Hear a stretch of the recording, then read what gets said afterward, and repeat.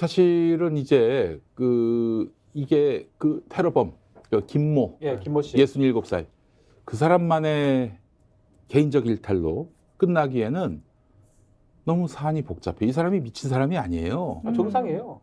저 치밀하게 또 이 범행을 준비했었고, 그럼 이 사람에게 야 이재명은 제거해도 돼라고 악마의 속삭임을 했던 주체는 누구인가? 한번 거슬러 올라가 봐야 된다는 거야. 벌써 10수년 동안 이재명 대표는 털렸고, 아마 검찰의 압수수색만 현 정부 들어서 380번 가까이 되고, 예? 그리고 또 지인들도 한 100명 가까이가 날마다 불려다니고, 세계지검급 검사들 한 60명, 광주지검이 60명이거든요.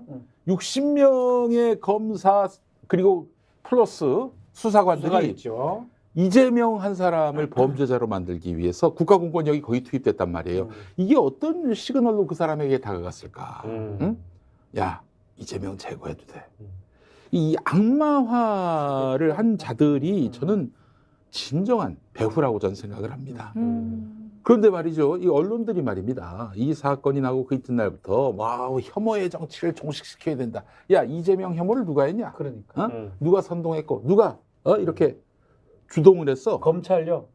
그리고 기자들. 예. 맞아요. 이래놓고는 말이지 남한테 책임을 떠넘겨. 물론 자기들의 책임을 추궁당하기 싫으니까 그렇게 한 것 같은데, 이거 정말 이 우리나라의 담론 구조부터 시작해서 이 정권이 이재명 한 사람 정치 공작 아닙니까? 이 야당 지도자 정도가 아니라 제1야당 대표 정도가 아니라 제1당 대표를 그렇게 완전히 사정없이 근거도 박약하게 몰아갔던 부분들, 이 부분들은 분명히 짚어야 되는데 그렇게 짚어내는 언론이 아무도 없습니다. 그러니까 이 단일 사건이 하나만 봐도 굉장히 심각하지만 이 사건을 둘러싸고 보도한 언론 그리고 심지어 유튜브들의 가짜 뉴스 이런 것까지 다 포함하면 이게 굉장히 다양하게 얽혀져 있는데, 규정부터 이것도 사실 어떤 단어로 규정할지 잘 모르겠어요. 습격, 피격, 테러, 암살, 미수. 우리 조수진 변호사께서는 어떻게 표현을 좀 규정을 해야 된다고 보세요? 저는 이재명 피습 사건?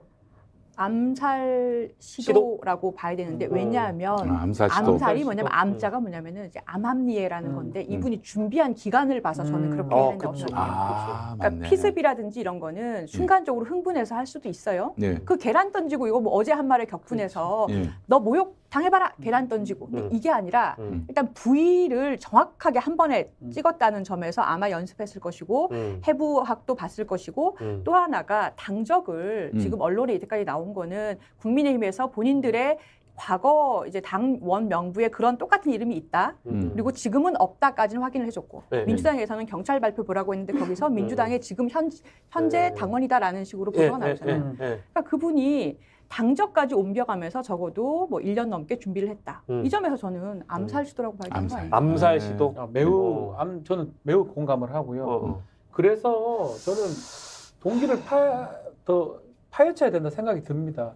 예를 들어 지금 집에 압수색을 해보니까 다른 흉기들, 둔기들도 있었다고 맞아요. 하고요. 저도 그거 봤어요. 그리고 몇 번을 시도를 했다는 측면도 좀 있고, 전화기 이런 게 지금 포렌식도 좀 잘 안 된다 그러거든요. 어떻게 왜 이걸 복구를 시켜봐야 되겠지만, 과연 어떠한 영상을 보고 있었고 어떠한 것을 알고 있었고 이런 것도 나중에 추정은 좀 필요하지 않을까. 아니, 민주당은 만약에 수사 결과가 석연치 않게 나오면은 특검으로 가야 됩니다. 이것도 특검입니까? 특검으로 가야 된다고 봅니다. 이거는 세상에 40년대, 이것도 50년대나 거부하려나 특검 하면? 예? 이건 어떻게 거부해요 말아요? 지 것도 아닌데. 글쎄요, 이것도 거부한다면은 그러면은 특검을 거부하는 자가 범인이다라는 논리가 또 나오겠죠. 그게 돼요? 예? 아니 왜 감춰? 왜 감춰? 시켜 윤석열이 그거를? 응? 말이 돼? 저 말이 돼요? 테이블 좀 떼주세요. 그게 말이 돼요? 아이고 개인적 의견이 완전 보면 개인적. 특검이 거부 특검 여기서 죽겠습니다. 말이 됩니까? 공감이 안 돼. 저는 공감이 안 돼요. 라디오 진행을 공감이 안 돼. 하차시켜야 돼. 전혀 공감이 안 돼. 김용민 손님의 개인 의견이라고 이렇게. 너무 공감이 안 돼. 아니 요새 너무 무서우니까. 근데 무섭긴 하죠. 아니 근데 이제 이런 사건을 보면 어떤 국민이라고 하더라도 대한민국 무섭죠. 아니 보세요. 사람이 죽을 수도 있었는데 그럼. 죽을 수도 맞아. 있었는데 곧바로 댓글 부대가 동원된 듯 뭐 이건 뭐 무슨 자작극이니 뭐 무슨 뭐 나무젓가락이니, 나무젓가락이니 나무젓가락이니 이런 얘기들이 서슴없이 나오는 걸 보면은 아 이거는 이게 정말 무슨 어떤 우리가 모르는 어떤 음모가 있거나 뭐 저는 그게 있을 거라고 생각하진 않습니다만은 그렇지 않다면은 이재명 악마와는 너무나 이게 일종의 어려운 말로 내면화가 돼 있다 우리 사회에. 저 인간은 그런 일 당해도 돼. 그런 일 당해도 싸. 이런 그 심리가 적어도 국민의힘 지지자들 사이에서는 짙게 깔려 있는 것이고, 그래서 이제 이재명이 저러는 거는 그 쇼다, 엄살이다. 이런 인식이 또 이렇게 서슴없이 나온단 말이에요. 요게 되게 그 유사한 지점이 좀 걸려 있는 게 연말에 사실은 배우 이선균 씨가 그 극단적인 선택을 하셨잖아요. 네. 근데 그러고 나서 머지않아서 어떤 유력 정치인에 대한 암살 시도가 있었단 말이에요. 근데 이제 이게 어찌 보면은 물론 완전 다른 직업을 갖고 계신 두 분의 사연이긴 한데 이게 뭐 묘하게 공통점이 있다고도 바라보는 언론들도 굉장히 많이 있더라고요. 어떤 공통점이 있다고 우리가 좀 생각을 해볼 수 있을까요? 예를 들면 이선균도 마찬가지로 언론에 의해서 도마 위에 올라가고 악마화 시도가 있었고 그래서 이분은 뭐 심지어 마약을 했는지 안 했는지 음성이 나온 상황에서도 이 사람은 나쁜 사람이야 라고 낙인을 찍었기 때문에 이 사람이 심리적 압박을 갖고 있었고 뭐 이재명 당대표는 그런 심리적 압박이 없었다고 할 수는 없지만 물리적인 시도가 외부에서 들어온 거잖아요. 이게 약간 차이점도 있고 공통점도 있는 것 같아요. 조순희 변호사께서 보시기에? 저는 한마디로 죽어도 된다. 라는 죽어도 된다. 메시지. 한 명은 다른 사람이 죽이려고 했고 한 명은 본인이 죽인 거죠.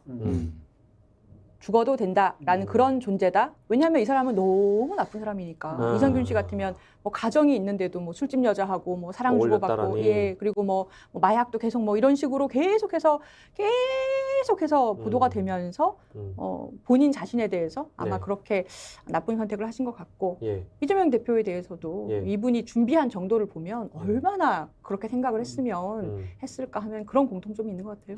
무섭죠. 뭐 저는 이성균 씨하고도 개인적으로 좀 뭐 한번 술도 한번 진짜요? 해본 적. 뭐 이재명 대표하고도 한번 그렇게 본 적.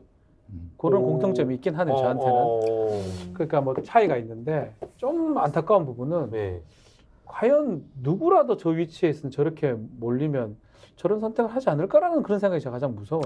맞습니다. 그 제가 그때 계속 전 다른 방송에서도 어떻게 얘기를 했냐면 제가 마약 사건들을 좀 주로 많이 하는 편인데 그 패턴하고 너무 안 맞다는 게 제가 마음이 좀 안 좋았거든요.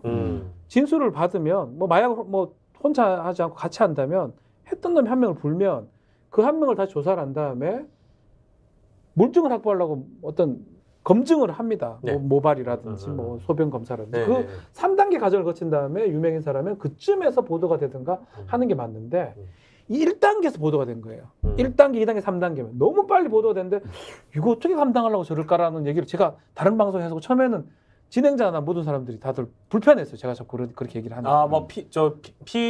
전 지드래곤하고 똑같이 지드래곤하고 이성균 그렇게 봤었거든요. 그 두 사람 다 증거도 없이 증거가 본인들이 자백도 안 했어요. 누가 같이 했다. 그럼 저는 그 사건 너무 많이 봤어요. 제가 했던 사건 중에 대마 사건이었는데 저희가 이제 그 사람이 제 의뢰인인데 너무 많이 불어가지고 이 사람이 경찰에 전화 왔더라 마수대에서 변호사님 큰일 났습니다. 모모 피의자 이 사람이 생각보다 너무 많이 불어가지고 지랑 한 사람 불어야 되는데 소문 듣고 다 불어넣는 거예요. 근데 경찰 입장에서 또 확인을 해야 돼요. 그래서 그게 다 불러야 되는구나. 확인해야 되니까 변호사님께서 조금 자제를 좀 시켜달라. 공적을 너무 많이 팔았어요. 제가 갔어요. 제가 하니까 한 30명 불어넣은 거야. 씨, 왜 많이 불어넣어 하니까. 니랑 한 사람 불어넣어 하니까 지랑 한 사람 두 명밖에 없어요. 그러니까 지가 들었던 얘기를 계속 한 거예요. 그러니까 저는 그때 그거 느꼈거든요. 큰일 날 수 있겠구나. 아니 피의자가 돼서 왜 신고를 해? 자, 그걸 하게 되면 형의 이제 공적이 돼가지고 구형할 때 까줍니다. 그래요? 그것 때문에 이른바 플리바겐이? 플리바겐이 되는 게 그때 어떻게 되냐면 한 2달씩 까줬어요. 얘가 한 3년을 구형할 것 같으면 10명 불면 한 1년 까주고 이러니까 얘가 그게 눈이 뒤집어졌는데 100명 불면 어떻게 됩니까? 너무 100명. 많이 불면 무죄. 농담이고. 그래서 그때도 유명 인사들이 많이 나왔어요. 아. 이 친구가 유명 인사를 얘기를 한 거예요. 들은 거를. 예. 그 사건하고 저는 이승균하고 사건하고 지들건 사건하고 전 비슷하게 보거든요, 사실은. 그때 아니, 그 경찰들은 그 유명 인사들을 안 했습니다. 당연히 안 해야죠. 네. 확인 안 물증이 되는 나와야죠. 거니까. 아니 진술만 가지고 이렇게 수사할 것 같으면 우리 이정섭 처남 그렇지. 그럼 처남 때 그 부인이 거기는 그렇게 맞아. 부인이 그렇게 거기 저 제보를 머리카락하고 뭐 다 갖다 줬다는데. 네. 구속되었죠. 네. 그러니까 그런 측면에서 이거는 결국은 뭐 경찰이라든지 언론이라든지 저는 몰아갔다. 그런 의미에서 이재명 대표 피습 사건, 암살 미수 사건하고 같이 본다 이런 생각이 들어요. 거의 사실상 이제 공모 관계가 네. 수사기관과 언론에 있었고, 저도 뭐 마약 얘기 해보니까 최근에 그 구준엽 씨가 마약 검사를 엄청 받았다. 머리가 없잖아요, 그 형님. 한다고 하더라고요. 근데 이제 아임 DJ코 하던 시절에 그 극성 팬이 만나달라고 이제 구준엽 씨한테 계속 이제 요청을 했는데 안 만나준 거예요. 그러니까 이제 이 사람이 억하심정에 경찰에 맞아요. 구준엽이 클럽에서 DJ 하면서 마약을 한다더라고 계속 이제 경찰에 고발을 하는데, 경찰 입장에서는 고발이 들어왔으니까 그 수사를 안 할 수가 없는 거예요. 네. 그래서 와가지고 또 뽑고 하는데 또 한두 번이어야지. 근데 자꾸 경찰서에 불려다니니까 경찰이 또 이렇게 은근슬쩍 구준엽이 마약했다 이렇게 흘리니까 또 그 기사 나고 인권이 무너지고 이래가지고 또 인권연대 도움 청하고 막 이랬었거든요. 맞아요. 근데 그게 되게 옛날 일이야. 근데 지금은 대한민국이 달라져야 되는데 달라진 게 하나도 없어. 그리고 더 나쁜 게 그 구준엽 형님은 그래도 야금야금 인터넷이 활발화된 시점이 그렇죠, 맞아요. 야금야금 가는데 지금은 하나가이면 무슨 먼지처럼 막 전 세계 전속도로 퍼져버리잖아요. 네, 맞아요. 이게 가장 차이점인가 생각이 들어요. 예, 왜 이렇게 안 바뀌는 거예요, 조순진 변호사님? 어쨌든 데모도 많이 하시고 우리 국가를 바꾸기 위해서 목소리를 내셨는데, 게다가 변호사이신데 제가요? 심지어 민변에 지금 사무총장 하시는데 이렇게 대한민국은 안 바뀌는 겁니까? 그 소비자가 있으니까 그런 거죠. 소비자? 예, 어떤- 사는 사람이 그런 뉴스를 클릭해서 소비하는 층이 예. 있으니까 파는 거죠. 그렇지 않겠어요? 사주지 말아야 되는데 너무 많은 분들이 그런 자극적인 뉴스나 그리고 수사기관이 뭐 이렇게 은근슬쩍 흘린 걸 언론이 보도하면 그게 마치 그게 기정사실화가 돼 버리니까 그렇죠. 아, 이거는 진짜 한 사람을 매장하는 일인 것 같다. 뭐 이런 생각이 들어서. 우리 사회 악마화를 없애지 않으면은 이런 비슷한 일이 또 발생합니다. 이게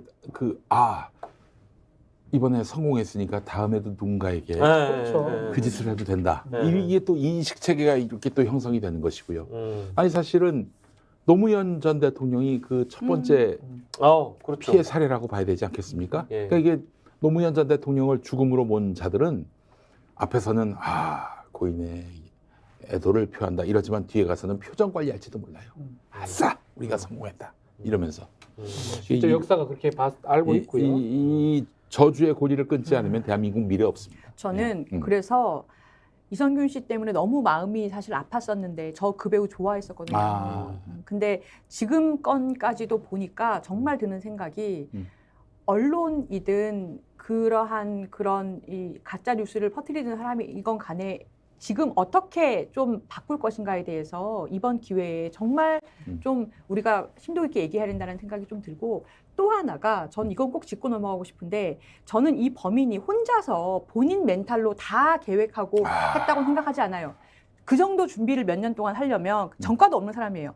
전과가 있는 사람은 사실은 폭력 행위를 2번 하고 3번 하는 게 점점 쉬워진다고들 해요. 한 번 이렇게 사람 때린 사람 또 하고 또 하고. 그래서 왜 우리 폭력 사주할 때 조폭 사는 거예요. 쉽게 때리기 때문에. 근데 그러지 않은 사람이 갑자기 그 공인중개사하고 그전에 공무원 하던 사람이 꽂을 때는 심리적 지지자들이 분명히 있다. 저는 그래서 추가 범행을 막거나 추가 확산을 막기 위해서 제2제3을 막기 위해서는 반드시 누군가와 연락을 어떻게 하고 있었는지를 그렇지. 지금 굉장히 중요합니다. 저도 그래서 언론에서 지금 계속 뭐 혐오니 뭐 다른 걸로 접근하고 있는 것 같은데, 저는 조 변호사님 말씀에 100% 공감합니다.